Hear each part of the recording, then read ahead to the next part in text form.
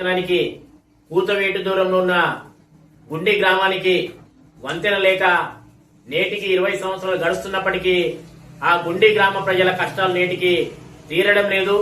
వంతెన నిర్మాణం కోసం నాటి ప్రభుత్వాలు వచ్చి హామీ ఇస్తున్నారు తప్ప ఆ హామీని నెరవేర్చిన దాఖలు లేవు. గత కాంగ్రెస్ ప్రభుత్వంలో ఇన్ఛార్జి మంత్రిగా ఉన్న సీతక్క గారు ప్రత్యక్షంగా ఆ గుండి వంతెనను పరిశీలించడం జరిగింది. తప్పకుండా గుండి వంతెన నిర్మాణానికి నిధులు మంజూరు చేసి ఆ నిర్మాణం పూర్తయ్యే బాధ్యత నాదే అని సీతక్క గారు చెప్పడం జరిగింది. కానీ సీతక్క గారు ఇన్ఛార్జిగా మారిన తర్వాత గుండి వంతెన యొక్క ప్రస్తావన తీసుకురాకపోవడం చాలా బాధాకరం. ఇప్పుడు వర్షాకాలం మొదలైంది.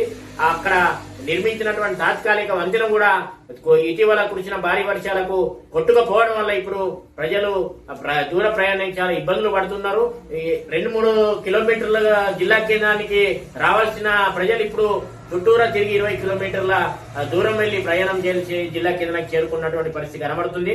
కాబట్టి ఇప్పటికైనా గుండి వంతెన నిర్మించి గుండి ప్రజలకు శాశ్వత రహదారి ఏర్పాటయ్యే విధంగా జిల్లా అధికారులు, జిల్లా ప్రజాప్రతినిధులు, జిల్లా ఇన్ఛార్జి మంది చొరవ తీసుకోవాలని మేము ప్రధానంగా డిమాండ్ చేస్తా ఉన్నాం.